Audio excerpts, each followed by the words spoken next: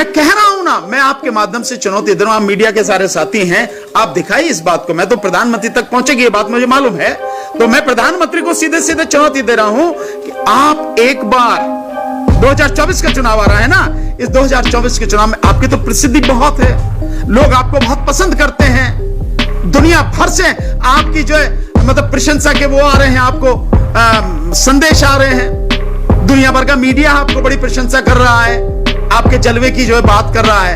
आपका इतना जलवा है, इतना प्रसिद्धि है आपकी, आप इतने विख्यात हैं, लोग इतना पसंद करते हैं आपको। एक बार 2024 का चुनाव बैलेट पेपर से करवाई, ईवीएम से नहीं।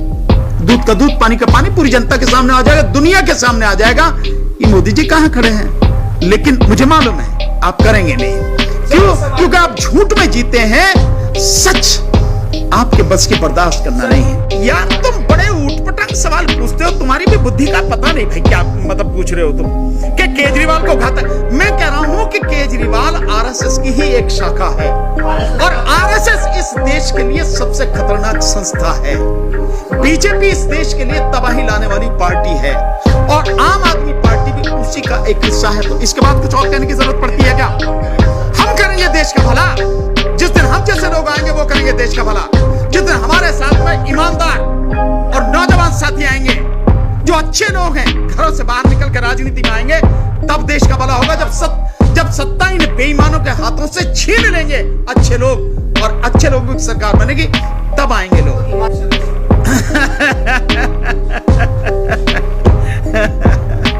जी हाँ, डराना जरूरी है ना।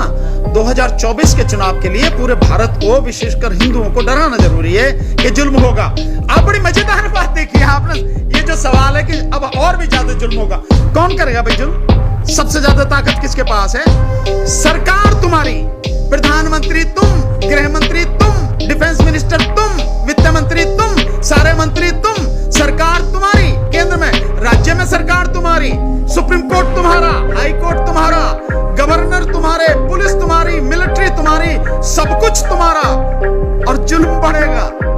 कौन करेगा भाई जुल्म?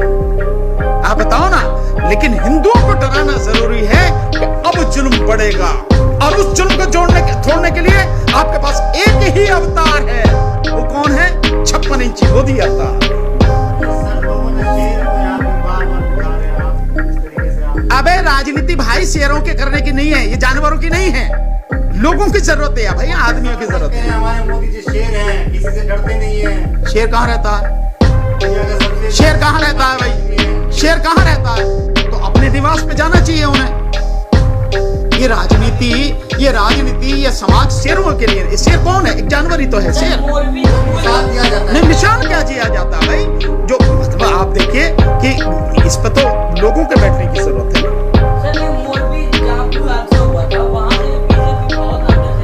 बिल्कुल नहीं, मैं तो बता दिया सारी चीज को। मैं जैसे देख रहा हूं कि इलेक्शन फ्री एंड फेयर होता तो सारी चीजें पता लगती।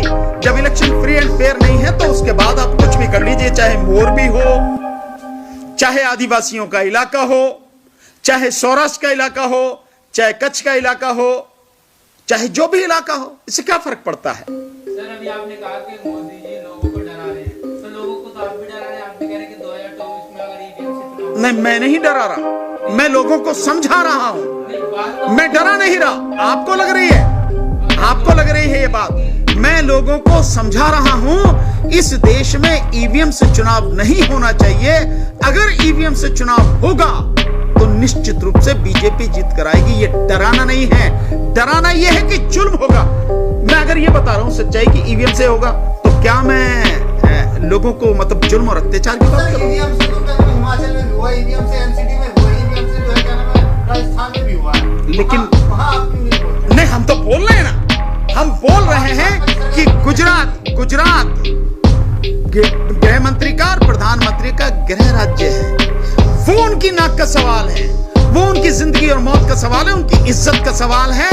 वहां बेईमानी करनी है। अगर आप कर रहे हैं तो आप बताते क्यों नहीं कि आप 2 राज्यों में हार गए? आप दिल्ली में हार गए एमसीडी चुनाव जस्ट लाइक एमएलए का चुनाव, विधायक का चुनाव उससे कम नहीं है, विधानसभा के चुनाव से कम नहीं। और आप जो है कोई कड़ी टक्कर नहीं, 104 आई है। काहे की कड़ी टक्कर? कहां हार को कैसी भी कह लो, सम्मानजनक कह लो, अपमानजनक कह लो, जैसी भी चाहो कह लो, हार तो हार ही है भाई, समझे ना जी। और आप हिमाचल प्रदेश में जो हारे हैं उसका क्या करेंगे आप? हाँ, मोदी का जादू अगर चलना है तो वहां क्यों नहीं चला? एमसीडी में क्यों नहीं चला मोदी का जादू? गुजरात में चला, क्यों?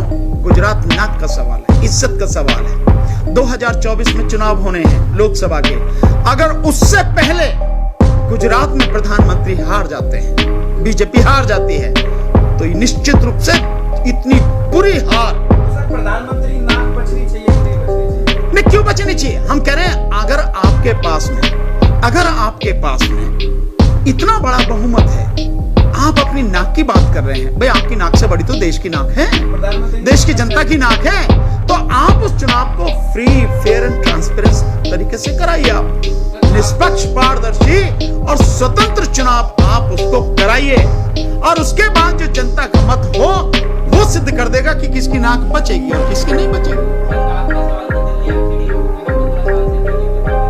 और यहाँ क्या हुआ? यहाँ नाक कट गई, क्या हुआ? यहाँ नाक का सवाल था, तो वही तो मैं कह रहा हूं कि जहां तुम हार गए, दिल्ली में, राजधानी में तुम हार गए और हिमाचल में तुम हार गए, उसकी चर्चा नहीं है। जहां तुमने बेईमानी से इलेक्शन जीत लिया, तुम उसको कह रहे हो कि हमने बड़ा धुरंधर वाला काम कर दिया। अरे वो तो हमें मालूम था, मैंने तो बहुत पहले, अभी थोड़ी देर पहले तो कहा, मैंने तो बता दिया था बहुत पहले कि गुजरात में चुनाव जीत के आएगी। लोग कह रहे थे कि नहीं, आम आदमी की हवा है, और आम आदमी वाला जो हेड है वो ये कह रहा था, केजरीवाल कह रहा था भाई 230 सीट आएंगी, मैं लिख के दे रहा हूँ, पहली बार भविष्यवाणी कर रहा हूँ, देखो गुजरात में आम आदमी पार्टी की सरकार बनेगी। कहाँ गए आप? सरकार बनने में और राष्ट्रीय पार्टी बनने में कोई अंतर है कि नहीं है? सारे अनपढ़ हो क्या, गंवार हो, सारी अकल जो का बेच खाई क्या? आम आदमी पार्टी ने जो हवा भरी थी, आम आदमी पार्टी जो दावा कर रही है, मुस्लिम सब हमारे साथ है, हमारे कोई भेदभाव नहीं है, इंसान से इंसान हम भेद नहीं करते, लेकिन क्या आम आदमी पार्टी का भेदभाव क्या है? वो भी उसी रास्ते पर है कि जब आरएसएस के चुनाव लड़ा और उसका नुकसान भी झेलना पड़ा, तो क्या आने वाले समय में आम आदमी पार्टी एक्सपोज हो गई है? इसको आप कैसे समझ रहे हैं? जो आम आदमी पार्टी का कोई विचारधारा नहीं है, ये सवाल लगातार पूछा जाता है। कई लोग कहते हैं छोटा रिचार्ज है आरएसएस का, कोई कहते हैं ये पढ़ा लिखा आरएसएस का नेता है, पढ़ा लिखा। अरुण जी, आपको बहुत बहुत धन्यवाद देता हूं कि आपने ये सवाल पूछा। देखिए, 2-3 स्टेटमेंट आप उनको समझने की कोशिश कीजिए। एक स्टेटमेंट तो केजरीवाल का ही था कि भाई मैं बनिया का बेटा हूं, धंधा करना तो जानता ही हूं, सरकार चलानी है, दुकान। एक बात, लेकिन कहा दूसरा, उसने ये कहा कि हमारा परिवार तो पुराना जनसंघी परिवार है। भाई केजरीवाल का स्टेटमेंट है। अब उसके बाद में जब आप जाते हो गुजरात में चुनाव लड़ने, तो आप कहते हो गणेश और लक्ष्मी का फोटो नोट पर होना चाहिए, गणेश और लक्ष्मी, और आप वही सॉफ्ट हिंदुत्व वाली बात करते हो, जय श्री राम के आप नारे लगाते हो। इसके बाद में आपका चेहरा जो दुनिया के सामने नंगा हो गया, कुछ और चीज की जरूरत है क्या? वो बिल्कुल एक्सपोज हो चुके हैं। और जब मैं बता रहा हूं कि न्यूज 24 पर जब राजेश बादल जी कहते हैं कि जिस विशेष उद्देश्य के लिए उसे बनाया गया आम आदमी पार्टी को, वो उद्देश्य पूरा हो रहा है। और आप देखिए, जहां जहां सीधा टकराव था कांग्रेस का और बीजेपी का, वहां पे आम आदमी का कैंडिडेट डाला गया, और विशेषकर मुस्लिम इलाकों में डाला गया, वहां त्रिकोणीय हो गया, कहानी खत्म हो गई। 2024 में वो कह रहे हैं कि आम आदमी पार्टी सिर्फ कांग्रेस को ही नहीं हरा सकती है, आम आदमी पार्टी बीजेपी को भी हरा सकती है, एमसीडी में हराया। तो कह रहे 24 के लिए आम आदमी पार्टी ने जो है रणनीति शुरू कर दिया मोदी के खिलाफ। बिल्कुल मोदी के खिलाफ नहीं, ये लोगों को मूर्ख बनाने के लिए। मैं तो बहुत पहले कह चुका हूं कि आरएसएस के द्वारा आम आदमी पार्टी को खड़ा किया गया है, और इसलिए खड़ा किया गया है कि जो लोग प्रधानमंत्री मोदी से नाराज हैं, उनके खिलाफ हैं, उनको हटाना चाहते हैं सत्ता से, उन लोगों के लिए एक विकल्प तैयार किया है आरएसएस ने आम आदमी पार्टी के रूप में, कि जो भैया इन्हें नहीं देते तो वोट इन्हें दे दो, ताकि हिर फिर के कोई भी बात हो सत्ता आरएसएस के हाथ में ही रहे, परोक्ष रूप से सत्ता बीजेपी के हाथ में ही रहे। वो सब उसके लिए है। किसका गठबंधन? भाई गठबंधन नहीं है, बिना गठबंधन के गठबंधन है भाई। ये आप जानते नहीं, आप समझ रहे हो सारी चीजें। अगर बिना गठबंधन के गठबंधन नहीं होता तो जय श्री राम के नारे क्यों लगते, सॉफ्ट हिंदुत्व की बात क्यों होती, मुसलमान मरते रहे, मरकज पर जो जिस तरह से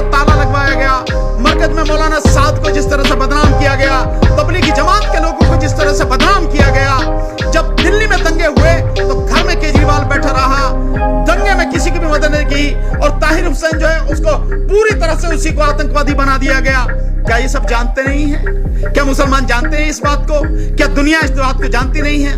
और ये जो स्थिति है कि जिस समय